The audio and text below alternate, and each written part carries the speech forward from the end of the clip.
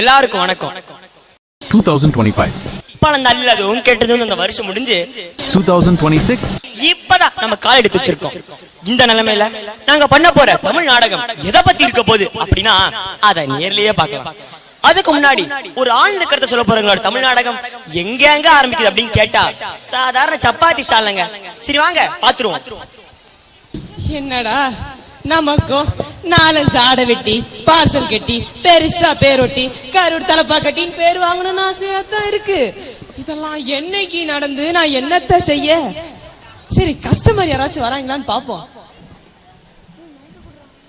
கடை சாத்துற நேரத்துலதான் கரெக்டா வராங்க. நான் என்ன பண்ணுவேன்? கடை பேரு புரட்டி போடும் புது சப்பாத்தி ஸ்டாலா? என்னத்த போட்ட போறாங்க தெரியல. வைத்த போட்ட மாதிரி சரி. அண்ணே 5 சப்பாத்தி பார்சல்.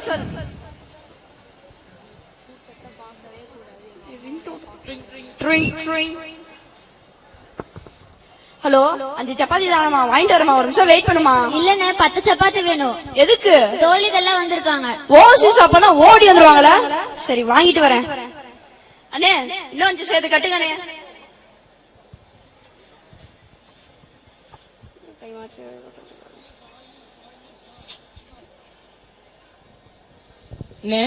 உங்களுக்கான பார்சல் ரெடி. நன்றி. ஒரு சின்ன சந்தேகம் கேளுங்க. நேத்து ஒருத்தர் என் கடைக்கு சப்பாத்தி வாங்க வந்தாரு. வரட்டும். அவருக்கும் நான் பார்சல இதே மாதிரி சிவப்பு கலர் பிளாஸ்டிக் பேக்ல கொடுத்து அனுப்பிச்சுட்டேன். சரி. அத பார்த்த அவரு திடீர்னு அரசாங்கமே பிளாஸ்டிக்க தடை செஞ்சுட்டாங்க, நீங்க எப்படி வியாபாரம் பண்ணலாம் அப்படி எப்படி ஒரு காம நேரத்துக்கு காசு திட்டி விட்டாங்க. ஆனா நீங்களும் அதே பிளாஸ்டிக் பேக்ல தான் வாங்கிருக்கீங்க.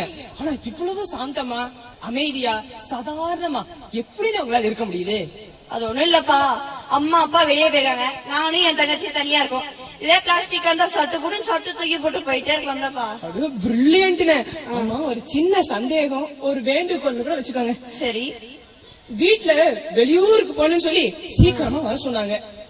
மதியானம் ரொம்ப சீக்கிரம் போகணும், அவசரம். வீடு இங்க இருந்து கொஞ்சம் தூரம் தான்.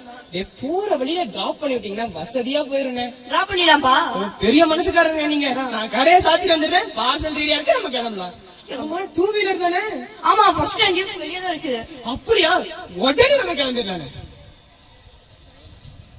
இப்ப அந்த 2 மனுஷங்களும் வீட்டுக்கு போகலான்னு கிளம்புறாங்க. ஆனா வீட்டுக்கு தான் போனாங்களா இல்ல வேற எங்கேயாவது போனாங்களா தெரியல. பாப்போம். சித்திரகுப்தா, இன்னைக்கு ஒரு ஸ்பெஷலான நாள், அது என்னன்னு சொல்லி பார்க்கலாம். தெரியாதே தலைவா. இந்த நாள் உன் டைரியில குறிச்சு வச்சுக்கோ. எதுக்கு தலைவா? இன்னைக்கு என்னோட பிறந்த நாள். டே டே டே. என்னது டேயா? பர்த்டே தலைவா. ஓஹோ, அதான பார்த்தேன். கேக் ரெடியா இருக்கு தலைவா. என்னது கேக்கா? நாராயண நாராயண. ஹாப்பி பர்த்டே தலைவா. நன்றி நாரதரே. என்ன நாரதரே, புது கெட்டப்ல வந்திருக்கீங்க? இதுதான் தலைவா பூலோகத்தினுடைய ஃபேஷன். சரி வாங்க கேக் கட்டலாம். இப்ப யமலோகத்துல யமதர்மராஜாவும் சித்திரகுப்தனும் நாரதனும் சந்தோஷமா பிறநாள் கொண்டாடிட்டு இருக்கும் போது இன்னொரு பக்கம் வீட்டுக்கு போறதா நினைச்சு கிளம்பினாங்களே 2 மனுஷங்க. அவங்க நிலைமைய பாப்போம்.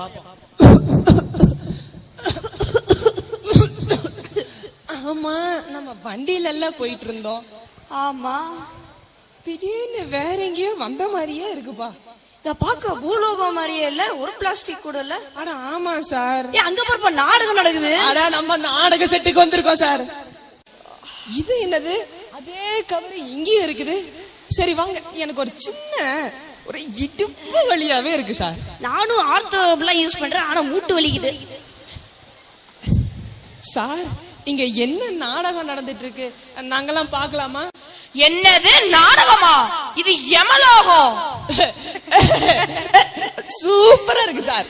அங்கதான் தொடாதே, கூச்சமா இருக்கு. Sorry sir. ஆமா, யார் நீங்க? உங்களை யார் உள்ள விட்டது? நான் இன்னைக்கு யார் உயிரை எடுத்துட்டு வர சொல்லவே இல்லையே. நாராயண நாராயண. உங்க கதையை யாரு முடிச்சாங்கன்னு எனக்கு தெரியும், வாங்க டிவியில பாக்கலாம். என்னது இது? அடே நம்ம தான்டா. டேய் எங்கடா போச்சு? காணா. தெரியலையா? தெரியலையே. அங்க நிக்குது பாருப்பா. அதுவா? அதப்போ புது மாடலு. இது புது மாடலானே நம்ம வந்து அதே டியூக்குனே பாத்துக்கங்க. அதான் பத்திரமா தான் இருக்கு, கவலைப்படாத. யாருக்கும் எடுக்காத போதே நினைச்சேன். பயங்கர கொண்டல. சரி கிளம்பலாமா? கிளம்பலாமே.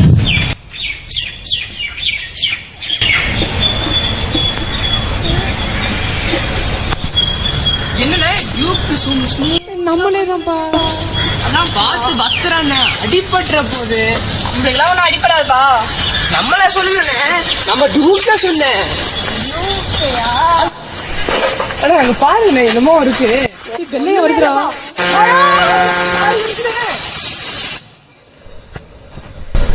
ஐயோ யாரு பத்த பிள்ளையோ.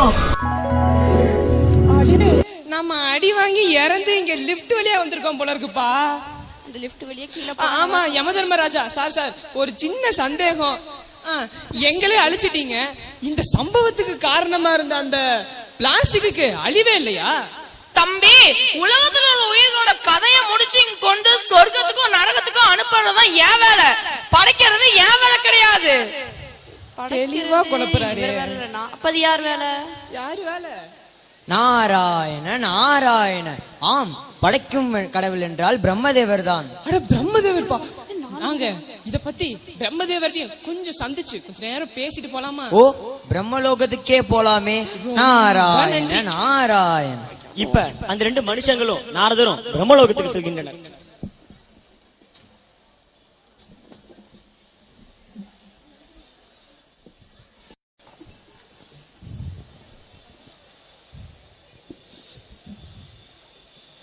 நாராயண நாராயண. வணக்கம் தந்தையாரே. என்ன நாரதரே, மீண்டும் உங்கள் திருவிளையாடலை ஆரம்பித்து விட்டீர்களா? இந்த முறை நான் ஆரம்பிக்கவில்லை, இந்த மனிதர்கள் தான் ஆரம்பித்தார்கள். அதுக்கு அவங்க தான் முற்றுப்புள்ளி வைக்கணும். இந்த மனிதர்களுக்கு ஏதோ பிரச்சனையா, சட்டு தீர்த்து அனுப்புங்க. வணங்குகிறேன் பிரம்மதேவரே. இந்த பொருளை நீங்க எதுக்கு படைத்தீர்கள்? ஆமாம், இது என்னது? என்ன அப்படி கேட்டாங்க? இது பேரு நெகிழி. That is plastic. அதேதான்ப்பா. இல்லை இல்லை, இதை நான் படைக்கவில்லை. நான் படைத்த அனைத்து உயிரினங்களுக்கும் ஒரு நாள் அழிவு உண்டு. இது போல் அழிவில்லாத பிளாஸ்டிக்கை நான் உருவாக்கவில்லை.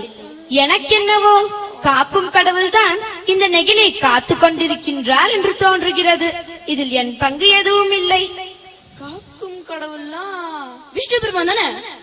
அட, இவர் என்னப்பா காலை ரீடைரக்ட் பண்ணி விடுறாரு. சரி, காக்கும் கடவுள்லாம் விஷ்ணு பெருமானே தான். அட அவரேதான்ப்பா. என்ன காக்கும் கடவுள் என்ற குரல் என் செவிகளில் விழுகிறதே. நாராயண நாராயண. விஷ்ணு பெருமானுக்கு வணக்கம். வணக்கம். மானிடா, நீங்கள் நெகிழியை பற்றி தான் பேசிக் கொண்டிருந்தீர்கள் என்பதை நான் நன்கறிவேன். நான் இவ்வுலகில் உயிருள்ள, உணர்வுள்ள, உபயோகமுள்ள பிரம்மாவால் படைக்கப்பட்ட உயிர்களை மட்டும்தான் காக்கிறேன். என்னதான் காத்தருளுவது என் கடமையாக இருந்தாலும் இப்படிப்பட்ட தீமை தரும் பொருட்களை அழித்து இந்த அண்டத்தை காக்க வேண்டியவர் மகாதேவன் தான். இதில் என் பங்கு எதுவும் இல்லை.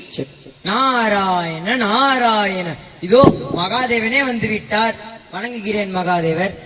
வணக்கம். இங்கு நடந்த அனைத்தையும் என் ஞானத்தால் அறிந்தேன். மனிதர்களாகிய நீங்கள் பிளாஸ்டிக்கை உருவாக்கினீர்கள். அதனால் மனித குலத்திற்கு மட்டுமல்ல, எல்லா விதமான உயிரினங்களுக்கும் தீங்கை விளைவிக்கிறீர்கள். நான் பிரம்மாவால் படைக்கப்படாததை, நாராயணனால் அழிக்கப்படாததை அழிப்பது சாத்தியமா? என்னப்பா பிற உயிரினங்களுக்கு பாதிப்பா? அப்படி எதுவும் பார்க்கலையே. நல்லா இருக்கு. சந்தேகமாயிருந்தால் அங்கே பாருங்கள். நம்ம உலகத்துல இருக்க மாதிரியே இங்கேயே இருக்கு போல இருக்குப்பா. நான் தாங்க புலி, அது ஒரு சோம்பேறி புலி. சின்ன வயசுல இருந்து வேட்டையாட வேகம் பார்த்தாம புல்லு சாப்பிட்டே பழகிட்டேன். ஒரு நாள் நான் எப்பவும் போல புல்லு மேய்ஞ்சிட்டு இருக்கும் போது புல்லு கூட சேர்ந்து பிளாஸ்டிக்கையும் சாப்பிட்டேன். அது போய் என் தொண்டையில சிக்கி நான் இங்க வந்துட்டேன். விலங்குகளுக்கு பாதிப்பா? நாராயண நாராயண. நான் தாங்க ஆலமரம். என்னால நடக்கவும் முடியாது, நகரவும் முடியாதுங்க. இந்த பூமியில எல்லா பக்கமும் ஒரே பிளாஸ்டிக் பொருளா இருக்கு. இது ஆயிரக்கணக்கான வருஷங்களானாலும் மக்கவே மக்காது. அது மட்டும் இல்லாம மழை நீரை நிலத்துக்குள்ள செல்ல விடாம நிலத்தடி நீர் மட்டமும் குறைஞ்சுகிட்டே வந்து நிலமும் வறண்டு போய் எங்களுக்கு தேவைப்படுற நீரும் குறைவாதான் கிடைக்குது. அதனால நாங்க எல்லாருமே இந்த வறட்சியில அழிஞ்சுகிட்டே வரோம். இப்படி இந்த மனுஷங்க எங்களை மட்டுமா இந்த பிளாஸ்டிக்க போட்டு அழிக்கிறாங்க? எல்லா உயிரினங்களையும் தாங்க இந்த மனுஷங்க அழிச்சுக்கிட்டே வராங்க. தாவரங்களுக்குமா நாராயண நாராயண. நான் தாங்க பறவை. நான் உணவை தேடி அங்கேயும் இங்கேயும் அழிஞ்சிட்டு இருந்தப்ப அது பார்க்க அப்படியே உணவமா இருந்துச்சு. என் உணவு நினைச்சு சாப்பிட்டேங்க. ஆனா அது பிளாஸ்டிக்னு எனக்கு தெரியல. இந்த மாதிரி உலகின் பல பகுதிகளில் இருந்து வரும் பறவைகள் தண்ணீரில் மிதக்கும் பிளாஸ்டிக் மீது ஊடுருவி அவை உணவென தவறாக பயன்படுத்துறாங்க. இதனால 1 மில்லியன் பறவைகள் வருஷம் இருந்துகிட்டே வர்றாங்க. பூமி நிலப்பரப்புல கிடைக்கும் பிளாஸ்டிக் பைகளை தின்று அவை செரிமானம் செய்ய முடியாமல் எங்களை போன்ற பல பறவைகளும் கால்நடைகளும் அழிஞ்சுகிட்டே வர்றாங்க. அதனால கடற்கரைகளையும் சமூகத்தையும் சுத்தம் சுகாதாரமாக பேண வேண்டும் என்பது எங்களது விருப்பம். பறவைகளுக்குமா நாராயண நாராயண. பார்த்தீர்களா, உங்களின் சுயநலத்திற்காக இப்படிப்பட்ட நல்ல உயிரினங்களை பலியாக்கி விட்டீர்களே. மனிதர்களாகிய நீங்கள் மற்ற உயிரினங்களை மட்டுமல்ல, ஏரி, குளம், ஆறு போன்ற இடங்களில் நெகிழியை போட்டு துன்பம் விளைவிக்கிறீர்களே, இது சரியா மக்களே? பிளாஸ்டிக்கை வாங்குவதும் குற்றம்தான், கொடுப்பதும் குற்றம்தான். நாங்க உங்களுக்கு எவ்வளவு உதவி செய்யறோம். சுவையான பழங்களை தரோம், மழையை கொண்டு வரோம், உங்க நோயை குணப்படுத்தி வைக்கிறோம். மேலும் நீங்க உயிர் வாழ்றதுக்கான ஆக்சிஜனையே நாங்க தாங்க தரோம். உணவு சங்கிலியில் முக்கிய பங்களித்து மனிதர்களுக்கு உதவுகிறோம். விவசாயத்தில் பூச்சி கட்டுப்பாட்டில் உதவி செய்றோம். மனித வாழ்வாதாரத்தையே உயர்த்துகிறோம். விதை இனப்பெருக்கம் செய்றோம். மகரந்த சேர்க்கையில உதவி செய்றோம். மேலும் இயற்கைக்கு அழகு சேர்க்கிறோம். இவ்வளவு உதவி செய்த எங்களுக்கு அழிவிற்கு ஆனா எந்த உதவியும் செய்யாத அந்த பிளாஸ்டிக் அழிவில்லையா? அழிவில்லையா? அழிவே இல்லையா? அழிவே இல்லையா?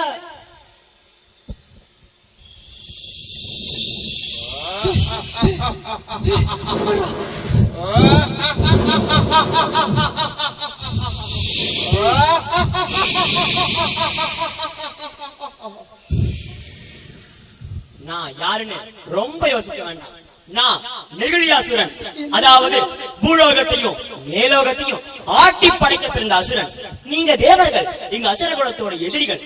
நாங்க எப்படியாவது தேவர்களை அழிக்கலான்னு திட்டம் போட்டு கஷ்டப்பட்டு தவங்க இருந்தா ஏதாவது சதி திட்டம் பண்ணி எங்க அழிக்க பாக்குறீங்க.